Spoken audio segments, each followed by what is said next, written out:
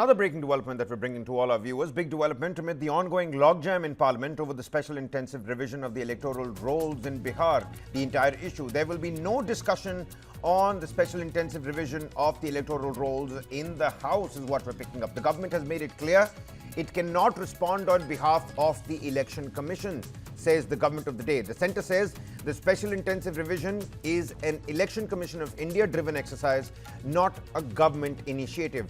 The big question now, can the centre stay silent on a process impacting voter rolls in an election year? Poll-bound Bihar, special intensive revision, ruckus in the Bihar Assembly, sloganeering and of course opposition members of parliament descending into the well of the lower house of the parliament, which was again adjourned for the day. Sources are now telling us the government of the day says there is going to be no discussion in the House on the special intensive revision, says this is an Election Commission of India driven exercise. The government cannot be answering on behalf of the Election Commission. SIR is an ECI's domain. Amod Rai, my colleague, joins us on the broadcast here. Amod, बहुत ही साफ शब्दों में government ने यह बता दिया है कि स्पेशल इंटेंसिव रिवीजन को लेकर अब कोई चर्चा नहीं होगी पार्लियामेंट में। ये इलेक्शन कमीशन का काम है। इलेक्शन कमीशन की जवाबदेही एनडीए सरकार क्यों करे? बिल्कुल बिल्कुल, देखिए कबीर, केंद्र सरकार का साफ ऐसा कहना है और ऐसा मानना है कि इलेक्शन कमीशन एक स्वायत्त संगठन है और उसके लिए अगर जो प्रश्न उठाया जा रहा है, एक संवैधानिक संस्था के खिलाफ अगर कोई प्रश्न उठाया जा रहा है तो संसद में वो जवाब कौन देगा, लिहाजा उसके ऊपर चर्चा लोकसभा या राज्यसभा में नहीं कराई जा सकती। अगर किसी को कोई दिक्कत है तो स्वयं इलेक्शन कमीशन जाए, उससे बातचीत करे।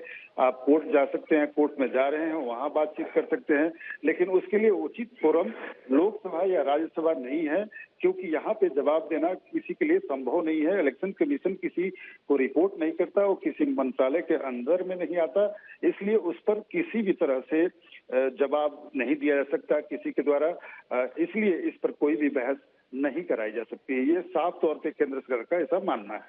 कभी ऑपोजिशन की अब क्या रणनीति रहेगी, ऑपोजिशन की अब क्या स्ट्रैटेजी रहेगी? क्योंकि बिहार के विधानसभा को देख लें, यहाँ पर पार्लियामेंट आज क्यों एडजर्न की गई, उसके पीछे का भी एक कारण बहुत बड़ा यही था कि एसआईआर पर एक डिस्कशन हो, एक डिबेट हो, ये ऑपोजिशन की मांग रही है। अब ऑपोजिशन की स्ट्रैटेजी बदलती हुई दिख रही है आपको आमोद?